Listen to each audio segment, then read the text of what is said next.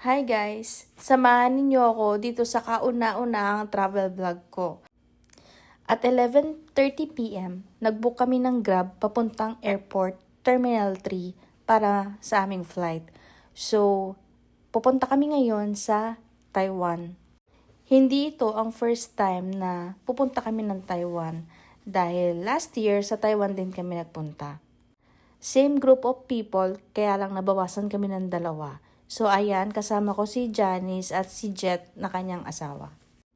At ayan na nga, nung sumakay na kami sa plane, ito ang itsura namin nung palanding na kami.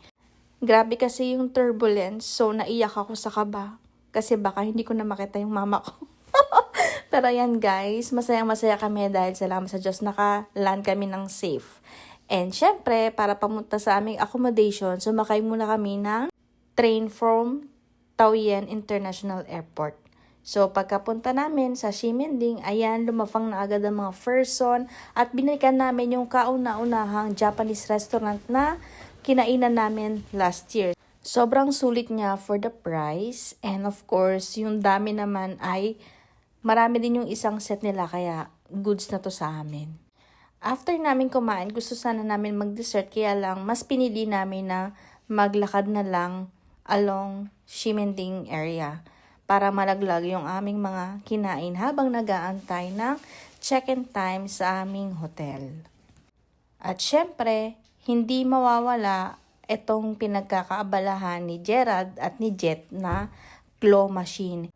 At dahil hindi nakuha ni Gerald yung bear sa loob ng claw machine, nakailam muna ako kasi gusto kong itry kung makukuha ko ba.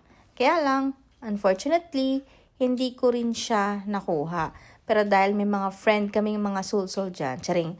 At dahil yung mga friend ko, gustong-gusto na rin makuha yung claw machine, ayan na nga, binuksan na niya ang kanyang baul na puro barya from last year para ipanglaro dyan sa claw machine na yan. Kaya lang, again, hindi pa rin nakuha. Sayang, napapatili na kami dyan kasi nga konting-konti na lang. Kaya lang, hindi talaga namin makuha. Kahit ilang suksok pa ng barya dyan, kung ayaw talaga magpakuha, hindi talaga makukuha. Ayan na si Janice, muntik niya na suntukin, pero hindi niya sinuntukin na. Ay nako, nakakagigil talaga yung claw machine na yan. Mauubos lang yung pera mo, hindi mo pa rin nakukuha yung laruan. Kaya sumuko na lang kami. At dahil mahaba pa ang aming oras na antayin, naglakad-lakad muna kami malapit sa Taipei City Hall. Nang makapag-check-in kami, hindi ko rin na video, pero nagpahinga muna kami saglit and then lumabas kami for dinner. So nag-dinner kami dyan lang din sa Ximending area para kumain ng xiaolongbao, stinky tofu, and then mag-grab ng shinfutang na milk tea. And then nanood ng street performance nitong mga nagpe-perform sa Ximending area. So overall, okay naman yung araw namin and magpapahinga kami dahil sa araw ng kinabukasan naman ay magtutour kami, mag-hike kami, and marami pa kami mga activities na parating. Kaya guys, thank you so much for watching. Matutulog man na kami.